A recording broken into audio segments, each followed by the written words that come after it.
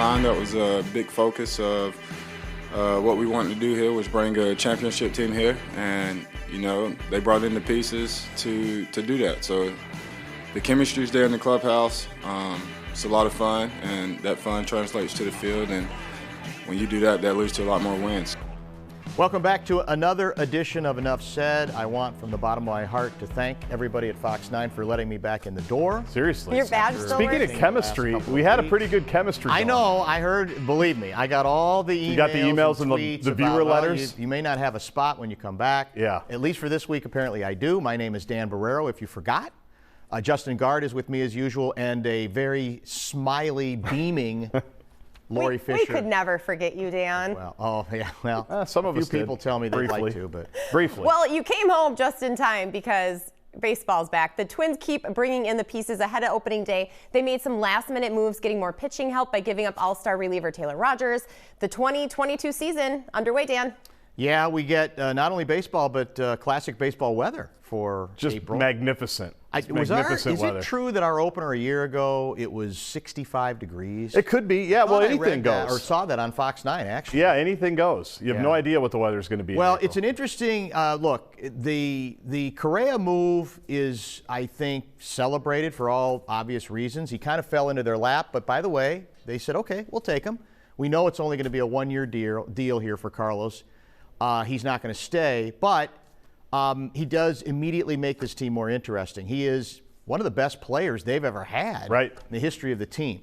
The part I like about it, and that I also might hate about it, this is the double-edged sword part, is that to me it will make it look worse if we come to the conclusion that the Twins didn't properly complement that kind of quality player with a legitimate starting rotation.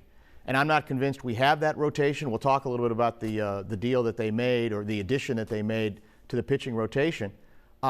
It's going to, in an odd sort of way, put more pressure, I think, on this team to, even during the season, if this pitching rotation isn't up to how good he is, to go out and add to it. So I hope it's a motivating factor. On the other hand, if they don't do enough, then I'll feel like this thing, to a certain extent, will be a waste to go out and get a guy who is one of the best baseball players, period, in his prime. That's the attention that they drew to themselves, because before that deal happened on that weekend, I think it was a Saturday morning or a Sunday morning, everybody went to bed that night just kind of wondering what the Twins were going to be. Then they sold 100,000 tickets within 48 hours of signing Carlos Correa. So to your point, they have people's attention. And what I'm curious about, because most over-unders have them at about what, 500, 81.5, I think is the current Vegas over-under for victories. That would put them at basically a 500 team. That will put them in the mix for one of the million postseason berths that we now have in the wild card spot. So the question becomes then, what do you do with that? Because no one thinks you're going to be bad. You definitely didn't bottom out. You are spending about what you spent a year ago, maybe even a little bit more. So what do you do with that information? What do you do with that position once you get there? Because as you mentioned, there is a small window with Carlos Correa. He probably is going to be gone after this year unless they do something they've never done and give him a 10-year, $300 million contract, which I don't think anybody's going to do.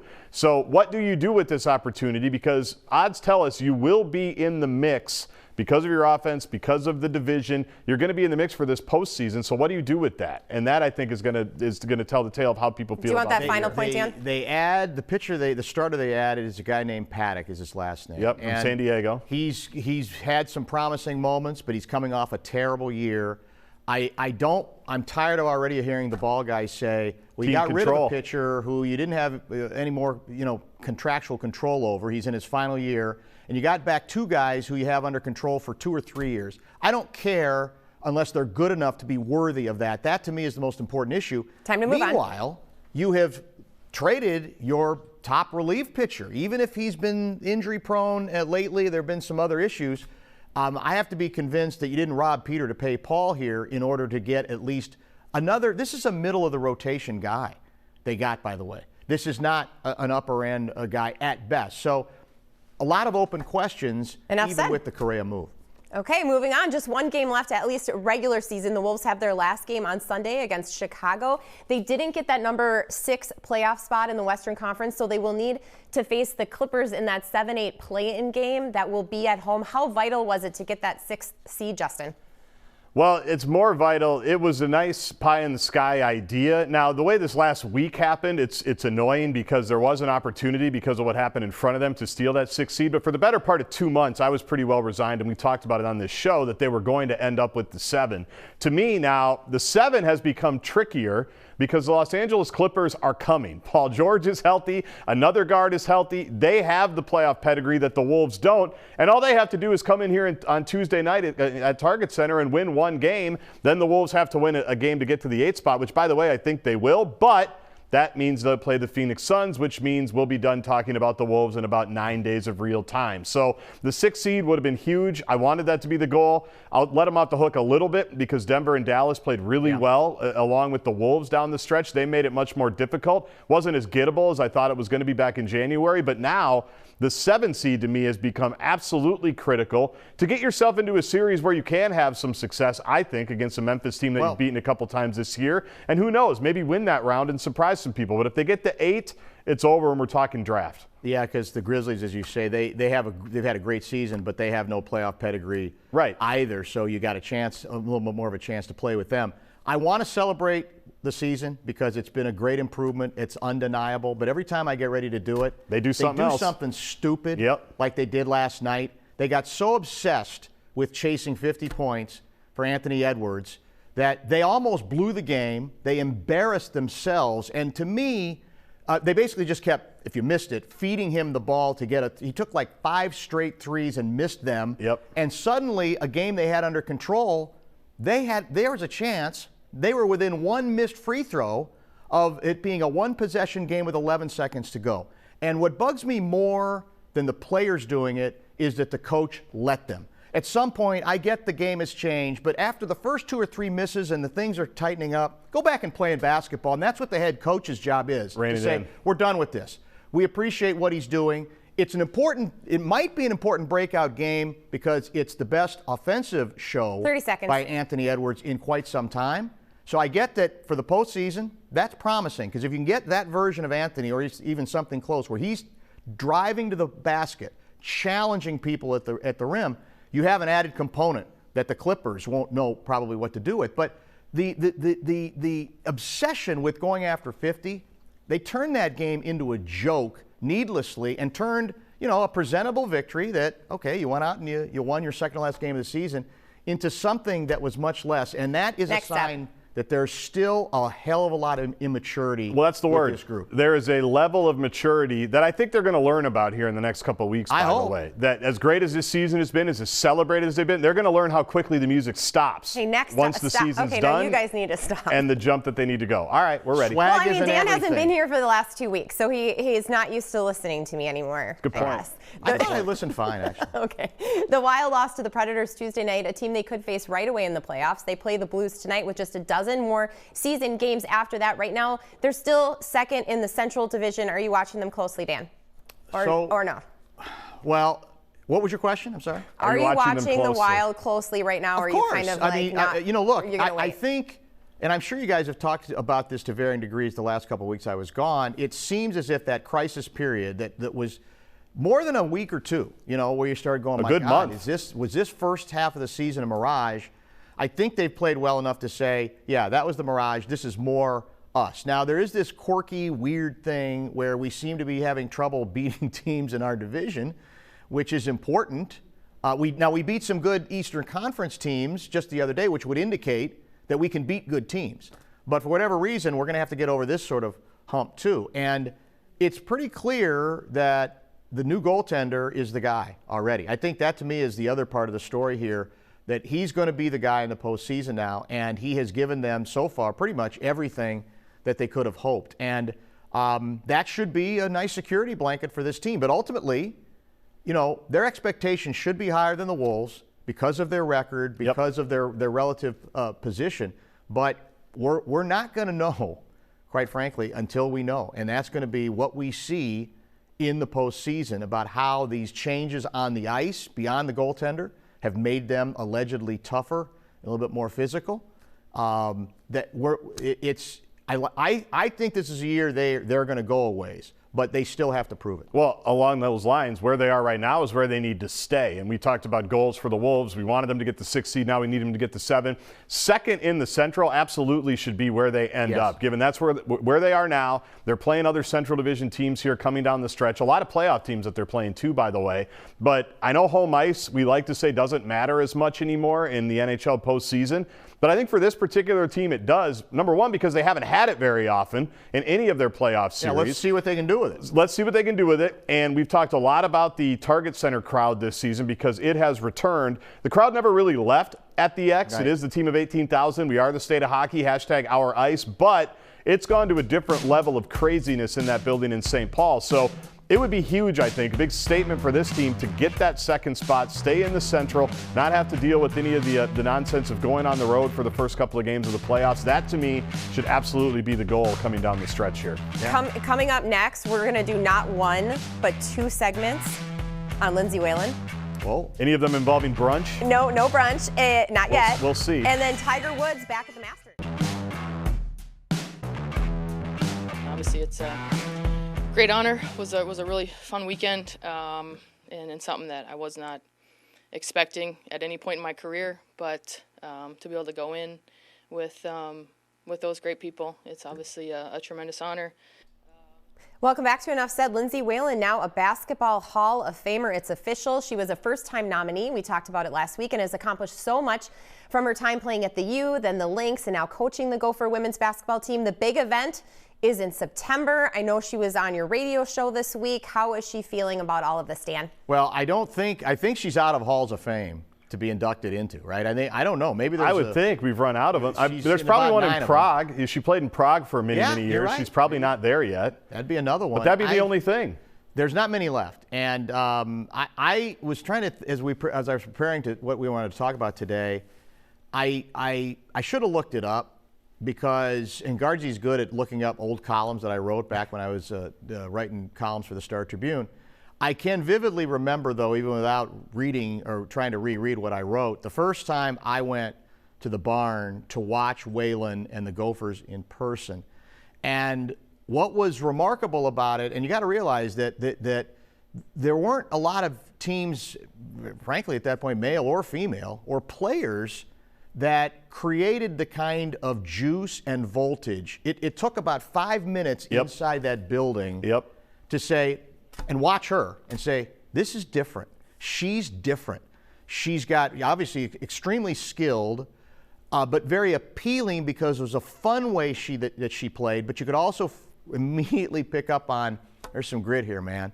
This is a tough-ass player who's not going to give quarter very easily. And that, to me, is the highest compliment I can pay her, is that it took 3 or 4 times down the court to see this is fun. Well, we could talk about, the origin story, if you want to go back to the Gophers, what she did to that program. I mean, even just the serendipity of a pipe breaking at the Pavilion, where they used to play, by the way, Maturi Pavilion, where volleyball plays. They had to move it to Williams Arena, and guess what? That team was ready for it. I mean, one of my top 5 barn memories is the second-round game against Kansas State her senior year on the way to the Final Four. 15,000 people literally never sat down from the tip, and they ran a 2-seat out of the building. And I had a similar story to you, Dan. I was at the University of Iowa, and my mom calls me and says, one of your 5 colleges. My first of my 5, and says, you need to go watch this Gopher women's team when they come through town because they've got this kid, Whalen from Hutchinson, and she's unbelievable. Yeah. And 20 years later, obviously my mom and anybody else who saw it then was absolutely right. And think about where girls and women's basketball is in this state now.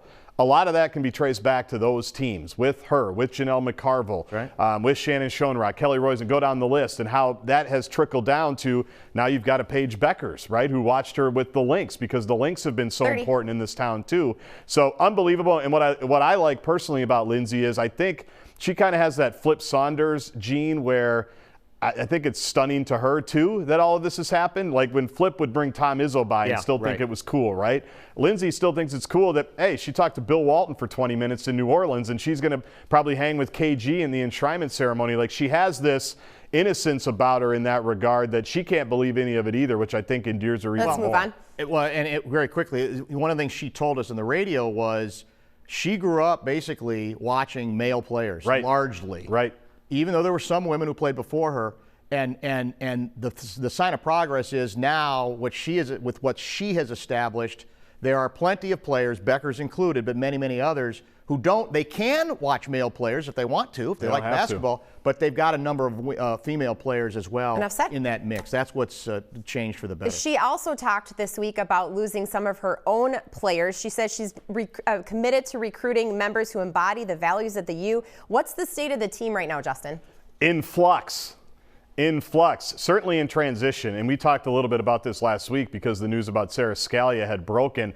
No matter how you slice it, that's a devastating loss. And the transfer portal is here to stay. I don't think it's going anywhere. I am curious to see where it goes the next few years once the shininess of it kind of wears off and players can kind of see what happens when they move in and out of the portal. But losing Scalia is an absolutely major loss. And this recruiting class that she recruited now, the 2022 seniors that are about to get to campus in June, has become the most critical part of the program. It's been ranked top 10. They are highly touted. There is now a lot of pressure on them and a lot of pressure on her and the staff to make sure that they're right about these kids. And by the way, back it up with another good recruiting class as well as get some help in the portal, which I know is ongoing. So this is a huge year, or 2 years if you think she's got a little bit more leash, which I happen to think she does internally and externally. But it's in transition for sure, and it has not gone, I think, as they hoped it would 5 years ago. No, this program, this needs to be a big year just to get it in a better direction. It's completely disconnected with the women's Final Four that took place here. This program is completely disconnected. Frankly, the men's is too. And I'm not asking for Final Four runs, but I'm asking for connection to college basketball, and neither program is at that place. The tough thing for her is, and she's navigating waters that Kevin McHale, another Minnesota legend, had to navigate, and that is no matter how revered you are as a player, you got your limits in terms of what people will accept. Your legendary status can lose some stature 30 seconds. If in your next life, in McHale's case as a general manager of the Wolves, in Whalen's case as a head coach, does not go as well. And I think she's very self-aware. I think she knows that and has to be thinking about that. And I think we'd all hate to see that happen. Enough said. But she's got to get this thing going in a better direction because the current state of it is not good. Well, I'll say real quickly, given what I've heard about the 2022s from people outside of the Gopher program, it's a good spot to start. Now they have to back it up and continue to do it.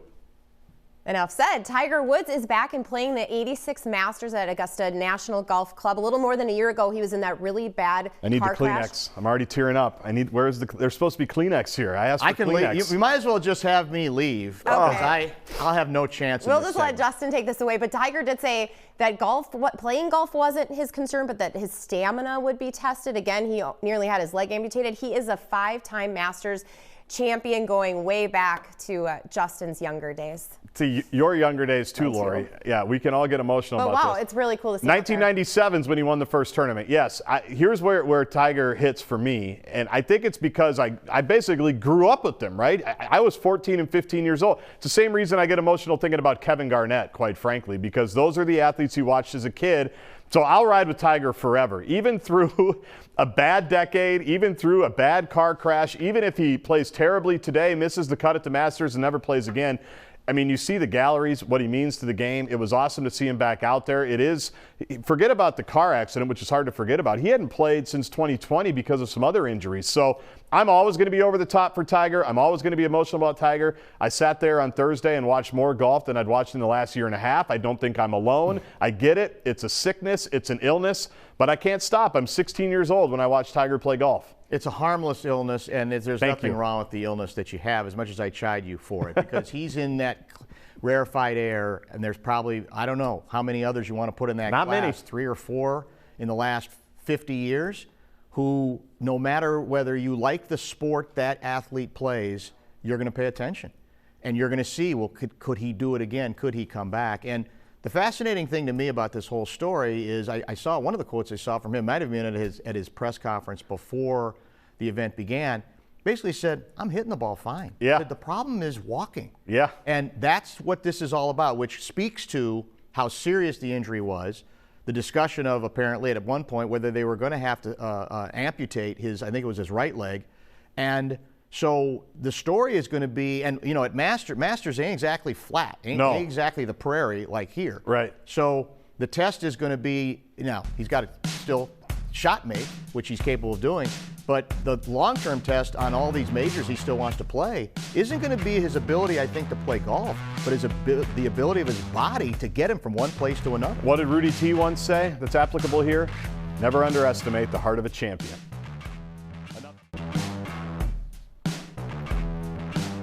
Dan, you missed the lightning round this last 2 weeks, didn't you? I heard it was very explosive. On fire. Explosive, yep. First up, former Vikings great Doug Sutherland died this week. The 73-year-old was part of the team when they went to 3 Super Bowls in the 70s. He joined in 1971. The defensive line known as the Purple People Eaters, Dan. Well, he was a very good player, but he, like Gary Larson, kind of the guy we replaced, they always tended to be the footnotes, right, to Eller, Marshall, and Page. Yeah.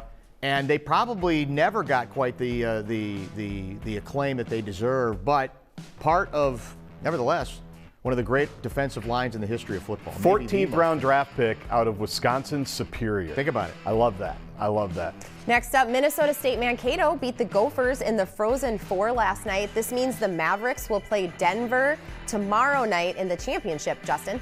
Disappointing one for the Gophers, but Mankato's better than they are. Mankato's better. They've beaten them a couple of years in a row now. They've built an unbelievable program down there with Coach Hastings. They are a hockey school, much to the chagrin of our friend who coaches the basketball team, Dan. They are a hockey school. They're an unbelievable program and a good season for the Gophers. I think they're to be reckoned with. They had a good run as well, but definitely a tough night in Boston. What was the final score? 5-1. I don't even think it tells you how much of a rout it was. The Mavs are for real. Next up, 9 or 10 to 1. They were easily the dominant team. The college basketball championships are behind us. South Carolina, the big winner for the women, and Kansas on the men's side. Any surprises, Dan? Probably. For me, it was too blue-bloodish on the men's side, and I am disappointed.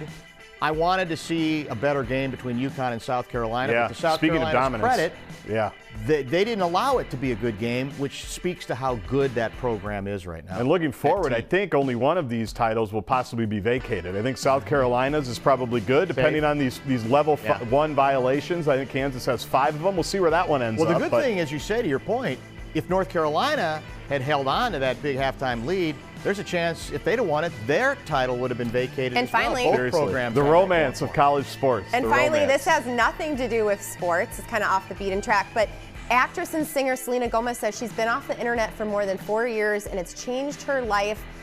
I'm just wondering, how do you actually do that? She did it for mental health, which is a great reason that a lot of people shouldn't be on the internet or social media, but I just don't see that being realistic. What do you think?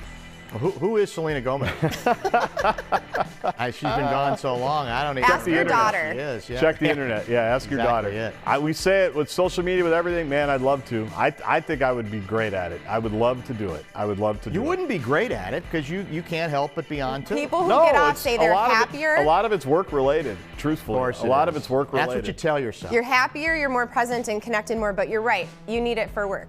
So enough said. Yeah, but I feel like sometimes that's a beard we're living behind. I don't know. Well, I'd love to give it a shot. We're addicted to it.